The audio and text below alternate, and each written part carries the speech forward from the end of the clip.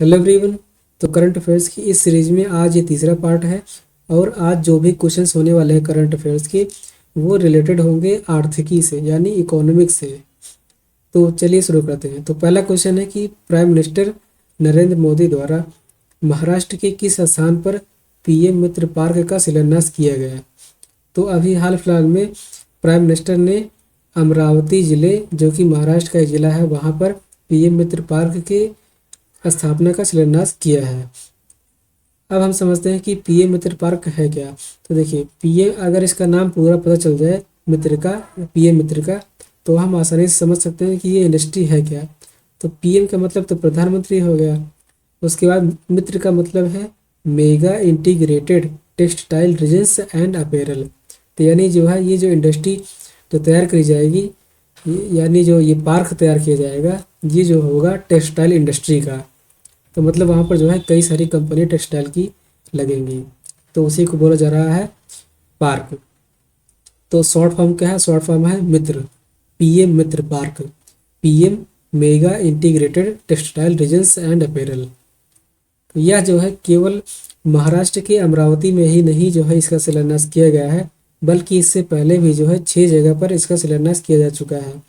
तो उसमें से है तमिलनाडु में एक जगह पर इसका शिलान्यास किया गया है, तेलंगाना में किया गया है, गुजरात में किया गया है, कर्नाटक में किया गया है, मध्य प्रदेश के धार में किया गया है और उत्तर प्रदेश के लखनऊ में किया गया है, और जो हाल फिलहाल का है वो जो है महाराष्ट्र के अमरावती में किया गया है। दूसरा क्वेश्चन है कि कहाँ पर चौथी वैश्विक नवीनीकरण ऊर्जा निवेशक बैठक और एक्सपो जो कि कहते हैं शॉर्ट फॉर्म में री इन्वेस्ट का आयोजन किया गया है। तो री इन्वेस्ट 2024 का आयोजन जो है वो गुजरात के गांधीनगर में किया गया है। यह जो है नवीन और नवीनीकरण ऊर्जा मंत्रालय के द्वारा जो है इसका आयोजन किया गया है। Question number 3। तो क्वेश्चन नंबर 3 है कि ई गवर्नेंस में जिला स्तरीय पहल में उस श्रेणी में जो है गोल्ड अवार्ड किस राज्य को मिला है। तो यह जो है उत्तर प्रदेश राज्य को मिला है। किस कैटेगरी में, ई गवर्नेंस की किस कैटेगरी में, ई गवर्नेंस की जिला स्तरीय पहल में जो है गोल्ड अवार्ड मिला है उत्तर प्रदेश को।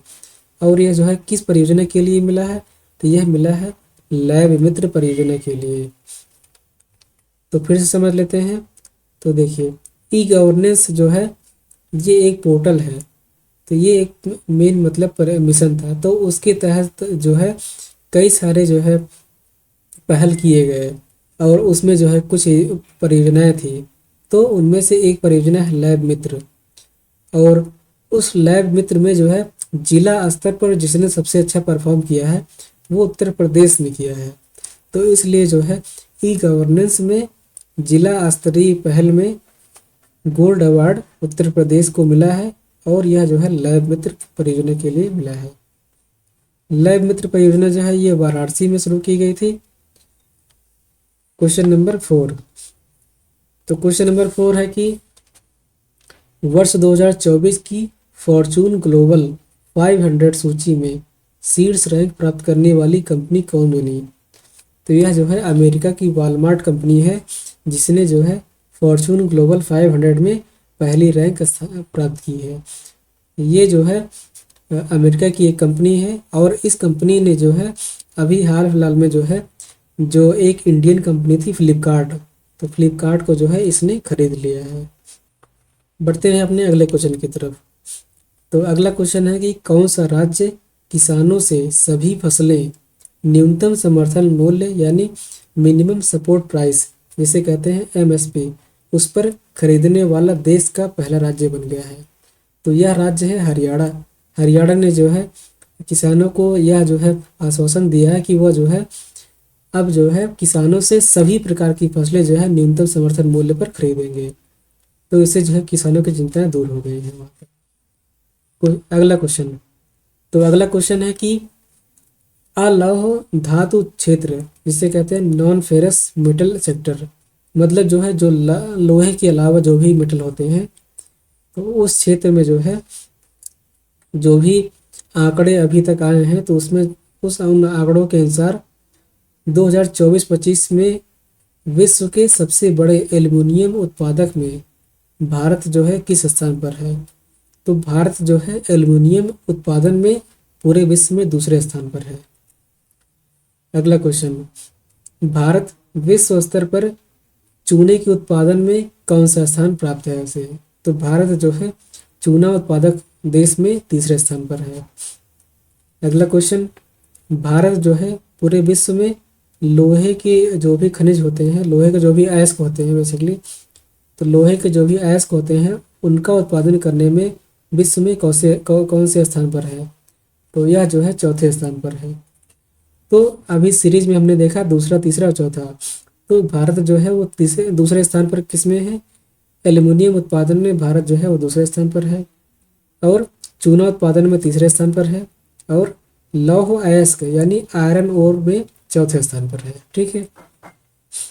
अगला क्वेश्चन, WTO यानी वर्ल्ड ट्रेड ऑर्गेनाइजेशन की विश्व व्यापार सांख्यिकी 2023 की रिपोर्ट के अनुसार भारत वर्ष 2023 में विश्व के वैश्विक यानी ग्लोबल कृषि उत्पाद निर्यात में कौन सा स्थान पर है। तो क्वेश्चन है कि भारत जो है 2023 की जो भी रिपोर्ट है वर्ल्ड ट्रेड स्टैटिक्स, उसके अनुसार जो भी कृषि का उत्पाद है उसे एक्सपोर्ट करता है, मतलब दूसरे देशों को बेचता है, तो उस कैटेगरी में जो है भारत किस स्थान पर है। तो भारत जो है 8वें स्थान पर है कृषि उत्पादों को एक्सपोर्ट करने के मामले में। अगला क्वेश्चन, तो अगला क्वेश्चन है कि किस राज्य सरकार ने भारत का पहला चावल ATM लॉन्च किया है। तो उड़ीसा राज्य ने जो है चावल ATM जो है लॉन्च किया है, और यह जो है सबसे पहले लॉन्च किया है पूरे भारत में। और अगला क्वेश्चन है कि किस पत्तन पर यानी किस पत्तन पर भारत की पहली एकीकृत कृषि निर्यात सुविधा यानी इंटीग्रेटेड एग्री एक्सपोर्ट फैसिलिटी स्थापित की जाएगी। तो यह जो है जवाहरलाल नेहरू पत्तन मुंबई है। तो यहाँ पर जो है पहली एकीकृत कृषि निर्यात सुविधा यानी इंटीग्रेटेड एग्री एक्सपोर्ट फैसिलिटी को स्थापित करने की मंजूरी मिल गई है। अगला क्वेश्चन है कि उत्तर प्रदेश को $1 ट्रिलियन की इकोनॉमी के रूप में बदलने के लिए यानी वहां तक पहुंचाने के लिए उस उद्देश्य से किस विधेयक के मसौदे को मंजूरी मिली है। तो यानी उत्तर प्रदेश राज्य को 1 ट्रिलियन इकोनॉमी वाला राज्य बनाने के लिए उत्तर प्रदेश नोडल विनिधान रीजन निर्माण क्षेत्र विधेयक 2024 को मंजूरी मिली है। तो क्या है नाम पूरा, ये नाम है कि उत्तर प्रदेश नोडल विनिधान रीजन विनिर्माण क्षेत्र विधेयक 2024। तो इस विधेयक को मंजूरी मिली है उत्तर प्रदेश को $1 ट्रिलियन की इकोनॉमी वाला राज्य बनाने के लिए। और इस यह जो बोर्ड बनाया गया है, तो इस मतलब विकास के लिए जो भी बोर्ड बनाया गया है, तो उस बोर्ड के जो भी अध्यक्ष होंगे वो जो है मुख्यमंत्री होंगे। अगला क्वेश्चन है कि ये जो है इम्पोर्टेंट बहुत क्वेश्चन है, प्रोजेक्ट नेक्सस।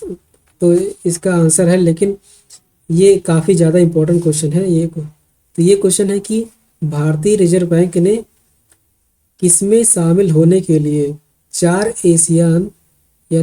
आसियान देशों के केंद्रीय बैंकों के साथ समझौते पर हस्ताक्षर किए हैं। तो ये है प्रोजेक्ट नेक्सस।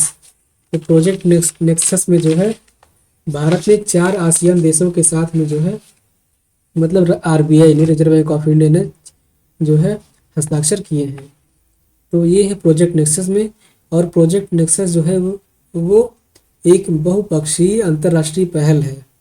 और प्रोजेक्ट नेक्सस की शुरुआत जो है ये बैंक फॉर इंटरनेशनल सेटलमेंट्स के इनोवेशन हब द्वारा किया गया था। प्रोजेक्ट नेक्सस की शुरुआत किसके द्वारा किया गया था। तो प्रोजेक्ट नेक्सस की शुरुआत किया गया था बैंक फॉर इंटरनेशनल सेटलमेंट्स, इसे शॉर्ट फॉर्म में कहते हैं BIS के इनोवेशन हब द्वारा इसकी शुरुआत की गई थी। और प्रोजेक्ट नेक्सस जो है वो उसके संस्थापक देश में से हैं भारत, मलेशिया, फिलीपींस, सिंगापुर और थाईलैंड। ये जो है इन देशों ने मिल करके प्रोजेक्ट नेक्सस की स्थापना की थी। तो प्रोजेक्ट नेक्सस का उद्देश्य क्या है? तो प्रोजेक्ट नेक्सस का उद्देश्य ये है कि अगर तुरंत के तुरंत कोई भी मतलब पेमेंट करना है इंटरनेशनल लेवल पर, तो उसे जो है आसान कर देना है। तो क्या है इसका उद्देश्य? इसका उद्देश्य है कि तत्काल सीमा पार खुदरा भुगतान को सक्षम बनाना। उद्देश्य है तत्काल सीमा पार खुदरा भुगतान को सक्षम बनाना। अगला क्वेश्चन है कि किस बैंक को सेंट्रल बैंकिंग लंदन द्वारा risk manager of the year 2024 से सम्मानित किया गया है? तो भारतीय रिजर्व बैंक यानी रिजर्व बैंक ऑफ इंडिया को सेंट्रल बैंकिंग लंदन द्वारा risk manager of the year 2024 का अवार्ड दिया गया है। तो आज के लिए इतने ही क्वेश्चंस को रखते हैं। बाकी के और सारे इंपॉर्टेंट क्वेश्चंस हैं इकोनॉमिक्स से रिलेटेड जो भी करंट अफेयर्स हैं या फिर अदर सब्जेक्ट से रिलेटेड जो भी करंट अफेयर्स हैं, उनको आगे वाले लेक्चर्स में हम जो है कवर करेंगे। तो अगर आपको ये इन्फॉर्मेशन अच्छी लगी तो प्लीज़ वीडियो को लाइक कीजिए और हमारे यूट्यूब चैनल को सब्सक्राइब करना मत भूलिएगा। और हाँ, अगर आप हमारे यूट्यूब चैनल पर विजिट जब करें तो उसमें जो है एक कम्युनिटी का ऑप्शन होता है। तो कम्युनिटी में हम जो है कई सारे करंट अफेयर्स के क्वेश्चंस को डालते हैं। उसमें से 2 ऑप्शन देते हैं कि कौन सा इस क्वेश्चन का कौन सा आंसर है, तो उसमें से आप टिक करेंगे तो उससे जो है आपकी मेमोरी बढ़ेगी। करंट अफेयर्स को आपको रटना नहीं पड़ेगा और आप जो है इसी तरीके से प्रैक्टिस करते रहेंगे तो बहुत अच्छे से आपको याद हो जाएंगे ये सारे क्वेश्चंस। तो प्लीज़ वीडियो को लाइक कीजिए और हमारे यूट्यूब चैनल को सब्सक्राइब करना मत भूलिएगा। मिलते हैं ऐसे ही नई इन्फॉर्मेशन के साथ, तब तक के लिए बाय बाय।